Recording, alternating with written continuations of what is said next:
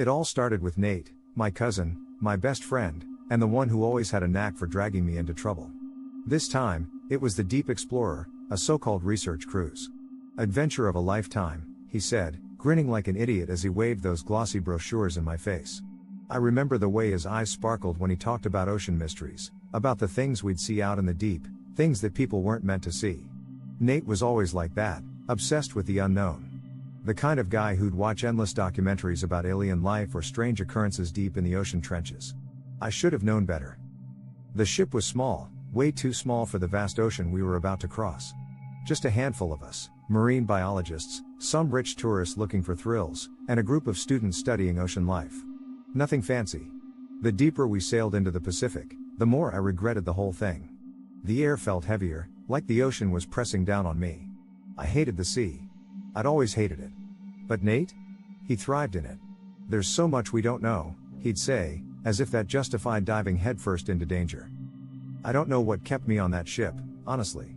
Maybe it was Nate's infectious enthusiasm. Maybe it was the strange allure of the deep, the feeling that something massive and unknowable was lurking just beneath the surface. But that night on deck, everything changed.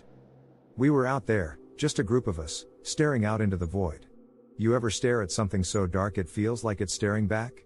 That's what it felt like. The ocean was an abyss, stretching out into nothing. And then the lights started.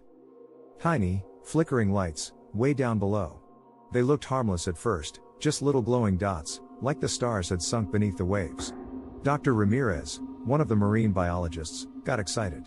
He thought it was some new species of bioluminescent creatures. Nate? He was thrilled beyond words.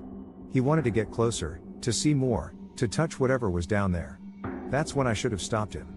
But I didn't. The ship moved closer, and that's when everything went to hell. A wave hit us out of nowhere, massive, like the ocean itself had risen up in fury. It slammed into the side of the ship, nearly knocking us overboard. The lights on board flickered once, then went out, plunging us into darkness. Except for those lights beneath us. They were still there, and they were moving. Closer. The ship groaned, a sound that cut through the chaos like nails on a chalkboard. It felt like something was scraping against the hull from below, something big. The water beneath us started to hum, a low, deep sound that made my bones rattle. It felt alive. Panic erupted. People started running in every direction. The crew was shouting, trying to restore order, but it was useless. The ship was listing, taking on water fast. Nate? He was standing at the edge, staring down into the abyss, entranced by the lights. I screamed at him to move, to get away from the railing, but he wouldn't listen. He was mesmerized, like he was hearing something no one else could. The ship tilted hard to one side. Water rushed onto the lower decks, and in the chaos, I lost sight of Nate. I tried to find him, but it was madness. People were scrambling for the lifeboats, the captain was shouting into the radio, Dr. Ramirez was arguing with him, demanding we retreat. But it was too late. The ship gave one final groan, and then everything went dark. I managed to get to a lifeboat, barely. I remember launching it into the water, feeling the cold spray on my face as the screams echoed around me. I called for Nate, over and over, but he never answered. And those lights, they kept coming closer, creeping up from the deep like they were searching for something. In the end, only a few of us made it out. We drifted for hours, maybe days. Time didn't seem real out there. When we were finally rescued, no one had answers. The official report said it was a rogue wave, a freak accident. But I know what I saw. The ocean wasn't just water that night. It was alive. And it wanted us. As for Nate? He was never found. And sometimes, late at night, I still hear his voice, calling out from somewhere deep below, begging me to come closer. The ship was going down fast, faster than any storm could explain. Water rushed up over the decks, and I could feel the panic rising in my chest. Nate was gone, lost somewhere in the chaos. I tried to follow him, but the ship was sinking too quickly. And then I saw it, something rising from the depths, something that wasn't natural. I couldn't process it, not then. All I knew was that we had to get off the ship. The water was icy, churning with unnatural power. I stumbled toward the lifeboats, but what I saw in the water stopped me cold. Figures, dark and unrecognizable, gliding through the waves like predators. They weren't human, and they weren't animals. Their eyes, glowing faintly beneath the surface, locked onto us with an intensity that made my blood freeze. Their mouths were wide open in silent, distorted screams, like they were trapped in some eternal agony, and they were coming for the ship. I scrambled, barely managing to get into one of the lifeboats with a few others. The last thing I saw before we pulled away was Nate, floating in the water, his eyes wide open, staring straight at me. He wasn't moving. He wasn't struggling. It was like he wanted to stay down there with them. That image, it's burned into my brain, that look on his face. Within minutes, the deep explorer was gone, swallowed whole by the ocean. No one could explain it, how a ship that size could sink so fast. But it wasn't just the water that took it. Those creatures, whatever they were, swarmed around it, pulling it down, as if they had been waiting for us all along. We were left drifting in the middle of the ocean, staring at the empty space where the ship had been, with no clue what to do next. We floated for hours, the lifeboat packed with survivors. Everyone was in shock. No one spoke, but every few minutes, we'd hear it, a splash in the distance, the sound of something just beneath the surface. It was like we were being followed. One girl, Kara, she couldn't take it. She kept saying we were being hunted. At first, no one wanted to believe her, but deep down, we all felt it. The air around us, the water, it was thick with something. Like the ocean was watching, waiting. The hours bled into days, though time felt meaningless out there.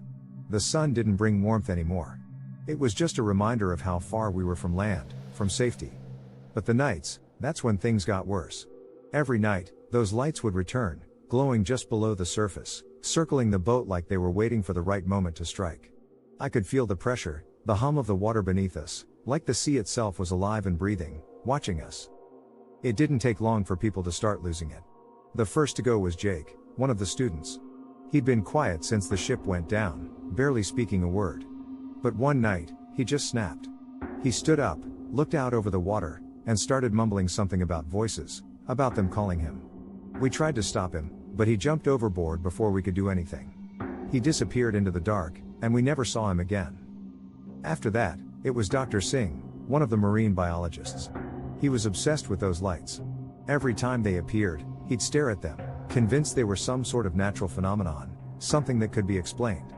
But one night, he couldn't resist any longer. He jumped into the water, swimming toward the lights like they were calling to him. We all tried to stop him, yelling, reaching out, but he was gone before we could even get close. And I swear, as he swam toward them, those things, they were waiting for him. It was just me, Kara, and a couple of others left after that. Everyone else had either jumped or vanished. The lights were getting closer, circling tighter around the boat, and we all knew it was only a matter of time before they made their move. The others were quiet now, resigned. But Kara, she wasn't ready to give up. She kept saying we had to do something, that we couldn't just sit there and wait to die. But what could we do? We were trapped in the middle of the ocean, surrounded by things we didn't understand, and every minute felt like our last. The night stretched on forever, and the lights grew brighter. The hum of the water turned into a low, guttural roar, like the ocean was calling us down, just like it had called Nate. We were running out of time, and I knew we wouldn't make it unless we found a way out. But the truth is, even now, I don't know if there was ever a way out.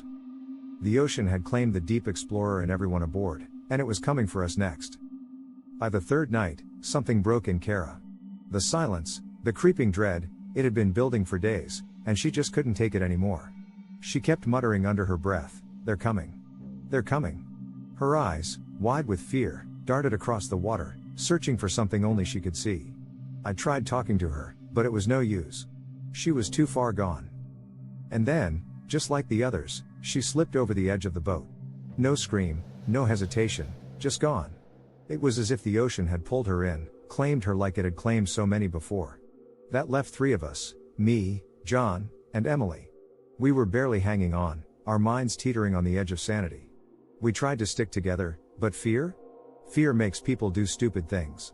We couldn't even sleep without wondering who'd be next. John was the first to notice it that night. He pointed, his voice trembling as he said, "Do you see that?" I followed his gaze and saw the lights again, but this time, there was something else, something massive, shifting just below the surface. It wasn't just the glowing dots anymore. Whatever it was big. Bigger than anything I'd ever seen, and it was moving beneath us, like a shadow lurking in the depths. That's when Emily lost it. She stood up in the lifeboat, screaming at the top of her lungs, her voice breaking through the quiet night. "Leave us alone. Leave us alone," she shouted, over and over. I tried to calm her down, but she was beyond reason. She started pounding her fists against the boat, shaking it, trying to break it apart. And then, with one final shove, she tipped the boat. Everything happened so fast after that. I hit the water, the cold cutting through me like a knife, and all I could think about were those creatures below, waiting for us.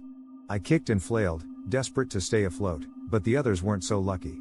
Emily was gone the moment she hit the water, and John, God, I don't even want to think about what happened to him. I could still hear his voice for a few moments, panicked and desperate, but then there was nothing. I swam as fast as I could, trying not to think about what might be beneath me, about those glowing eyes, the mouths stretched wide in silent screams. Somehow, I made it back to the overturned lifeboat, clinging to it like it was the only thing tethering me to life. The lights, those damn lights, they were back, circling around me, pulling at the water like they were trying to drag me under. I held onto the boat, my knuckles white from the grip, and prayed for daylight. I don't know how long I drifted there, waiting, trembling.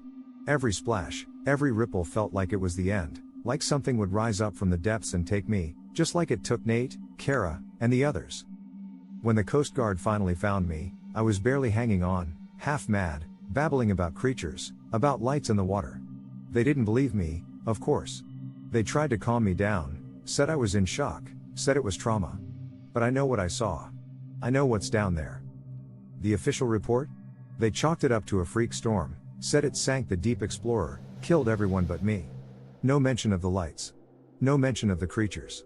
Just another unsolved maritime disaster, another tragic loss at sea. But I can't shake it. I can't forget those glowing eyes, those mouths open in silent screams. Sometimes, late at night, when everything's quiet, I can still hear that deep, guttural hum, like the ocean is breathing, like it's waiting. Waiting for me. After I got home, I thought I could leave it behind, just shut it all out, pretend none of it happened. But sleep? Sleep was impossible. Every time I closed my eyes, I saw Nate's face, frozen in that blank, wide-eyed stare, just under the water. No matter how hard I tried to push it out of my head, it clung to me, pulling me back into the nightmare. I couldn't let it go. I had to know what really happened out there. I started digging. At first, I didn't know what I was looking for, maybe some kind of rational explanation that would let me sleep again. But the more I looked, the more I realized we weren't the first.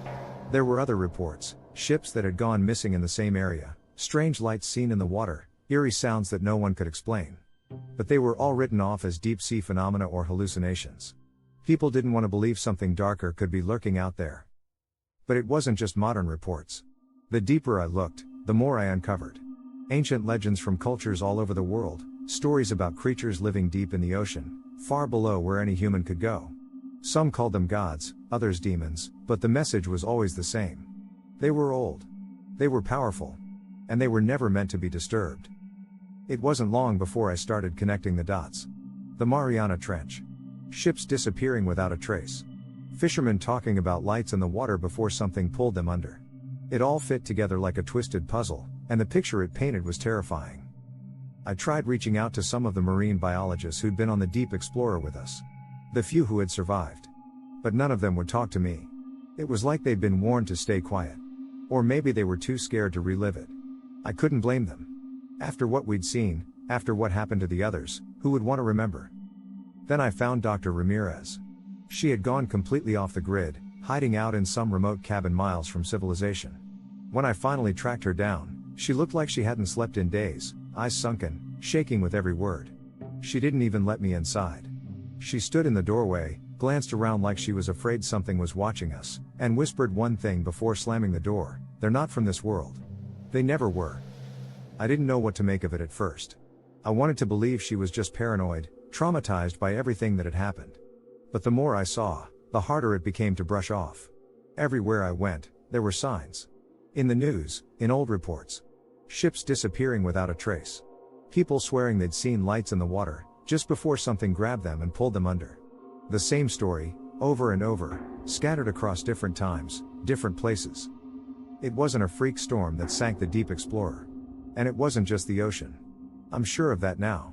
The water, it's alive in a way we don't understand, and there's something in the deep that we were never meant to find. After that, I stopped going near the water. Moved inland, far from any coast. But it doesn't matter how far I go, the nightmares follow me. Every time I drift off, I'm back in that lifeboat, clinging to the edge, staring down into the glowing lights as they circle below. Waiting. Always waiting. I know, one day, they'll come for me. Whatever's down there, it doesn't forget. It took Nate. It took Kara. It took everyone. And it's only a matter of time before it comes for me too. I tell myself I'll be ready when it happens, that I'll face it head on. But the truth is, you can't prepare for something that's older than time itself, something that's been waiting in the dark for longer than humanity has existed. All I know is that when it does come, it won't be quiet. And it won't stop. And neither will I. Story 2. I'm lying here in this hospital bed, arm in a sling, numb from the elbow down, and the only thing running through my mind is, how did I survive? I shouldn't have. Not after what happened on the Aurora Pacifica. The doctors call it contaminated water or some other crap, saying Aaron and I hallucinated the whole thing. But that ship. The silence. The disappearances, I know it was real. I can't explain it, but it was real. The worst part? The others, Aaron, Sarah, Liv, they're gone. Vanished without a trace. I'm the lucky one, I guess, if you can call this luck. It started out like any other vacation. Aaron, my best friend since middle school, booked us this cruise. You've been working yourself to death, man, he said, flashing that effortless grin of his. Aaron always knew how to brush off life's problems like they were nothing. Me? I drowned in work. So, when he surprised me with this week-long escape to the Pacific, I didn't argue. I needed the break, more than I realized. The Aurora Pacifica wasn't some state-of-the-art liner, but it was luxurious enough. Good food, decent entertainment, and an endless supply of drinks. The first 2 days were perfect. Aaron and I soaked up the sun, met other passengers, and laughed over umbrella drinks. That's where we met Sarah and Liv. Sarah was bright and bubbly, a school teacher who lived for adventure. Liv, though, was a puzzle. She was quiet, kept to herself mostly, but there was something unsettling about the way she watched everything, like she knew something we didn't. It was the third night when everything started to unravel. Aaron burst into our cabin, pale as a ghost. "Jake, you gotta come now." His voice was shaking, and that never happened. Aaron didn't scare easily. I followed him to the deck, thinking it was some prank or maybe we'd catch a whale or something out on the water. But what I saw wasn't anything natural. The ship was empty. At first, I thought it was just late, and everyone had gone to bed, but the silence was suffocating. No chatter, no music from the bar, not even the low hum of the engines. We walked around, calling out, knocking on doors. No one answered. It was like the entire ship had just died.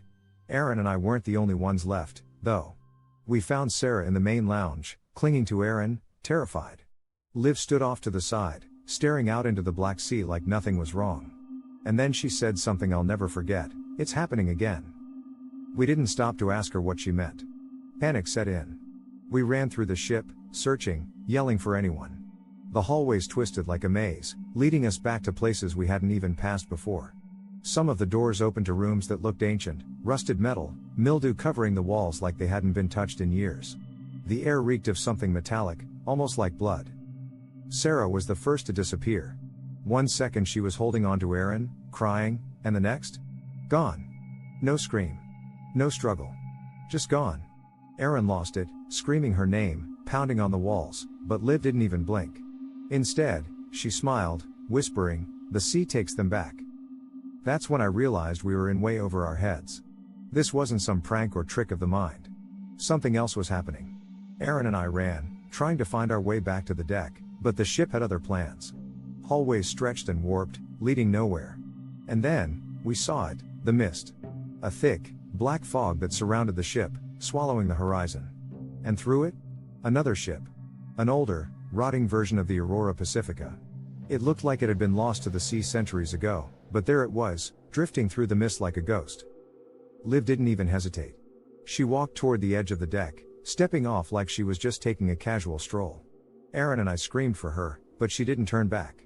She vanished into the mist, like she was part of it all along. We barely made it to the last lifeboat. I shoved Aaron in, and we drifted into that swirling black fog, the ship disappearing behind us. We floated for what felt like hours, maybe days. When a freighter finally found us, the fog had lifted. The sea was calm again, as if none of it had happened. The crew didn't believe a word we said. They couldn't. There was no record of any ship named Aurora Pacifica in those waters. No trace of the other passengers. Just us. And Aaron? He hasn't spoken since. He just stares, hollow-eyed, out at the ocean, like he's still waiting for something, maybe for Sarah, maybe for Liv, or maybe for that cursed ship to reappear. They told me it was all in our heads. Mass hallucinations, they said. Contaminated water, maybe. But I know what we saw. What we lived. That ship, that fog, it's still out there. And Liv? I think she's still waiting for the sea to take her back. Erin's bed was empty. I knew it the second I opened my eyes and felt that cold rush of dread wash over me. The window was open, curtains fluttering in the breeze, and I just knew. I didn't need to call the police, didn't need to ask around the hospital to confirm it. Erin was gone, and the sea had taken him, just like it took Sarah, just like it tried to take me. I'm out of the hospital now. They told me to rest, to take it easy, but how the hell am I supposed to rest when everything around me feels like it's collapsing? It's been days since Erin vanished, but I can't get a full night's sleep. Every time I close my eyes, I see her. Liv. That twisted smile, her cold eyes staring right through me like she knows something I don't. I swear, she's still out there somewhere.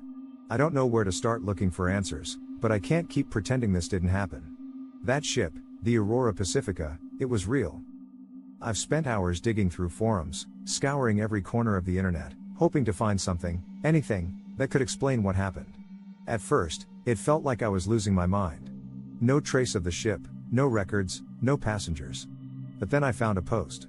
Buried deep in some conspiracy forum from a decade ago, someone mentioned a ship, a luxury cruise, where passengers disappeared. The story was almost identical to what happened to us. My blood ran cold as I read it, and then I saw it. The post mentioned a woman. Quiet, cold, always watching. Just like Liv. It wasn't the first time. I tried reaching out to the guy who wrote the post, but no luck. His account was inactive, like he just dropped off the face of the earth. The deeper I dug, the more dead ends I hit. It's like whatever happened erases itself, erases the people who witness it. I'm terrified we'll be next, that Erin's just the beginning. He wasn't the same after the cruise. Hell, none of us were. But Erin? He stopped talking, stopped eating. He wouldn't even look at me when I mentioned Liv or the ship. I think he knew it was only a matter of time before the sea came back for him. And now he's gone. I went back to the docks where the Aurora Pacifica was supposed to depart from, but there was nothing. No records, no logs, no mention of the ship ever existing. I stood there for hours, staring out at the water, clutching my ticket like it was some kind of proof. But it's just a scrap of paper from a ghost ship. And then the dream started. Nightmares, really. I'm back on the ship, walking those twisting, endless hallways. I hear Sarah screaming for help, but I can never find her. Liv's always there, lurking just at the edge of my vision, watching me, smiling like she knows how this all ends. I wake up drenched in sweat every time, heart pounding like it's trying to escape my chest. I told my family about it, tried to explain what happened, but they just looked at me like I'd lost my mind. Maybe I have. But there's something out there, something old, something that's been taking people for who knows how long. I found an old newspaper clipping yesterday. Dated 1932. A ship disappeared in the exact same waters we were in. No survivors, no trace of wreckage. The name of the ship? Aurora Pacifica. My heart stopped when I read that. This thing's been happening for decades, maybe longer. And Liv? She was there. She's always been there. I can't shake the feeling that she's still out there, waiting. Waiting for the next group of passengers to board that cursed ship. Maybe she's part of it, or maybe she's just another victim, trapped like the rest of us. But the more I think about it, the more I'm convinced she's not just some bystander. She knew. From the very beginning, she knew. Erin finally spoke a word before he disappeared. Liv. That's all he said. He looked at me like he wanted to say more, but nothing else came out. Then he broke down completely. I don't think I'll ever see him again. The doctors keep telling me to let it go. It's trauma, they say. Your brain is just trying to process something terrible. But how do you make sense of something that defies everything you know about the world? The sea isn't just water. It's ancient.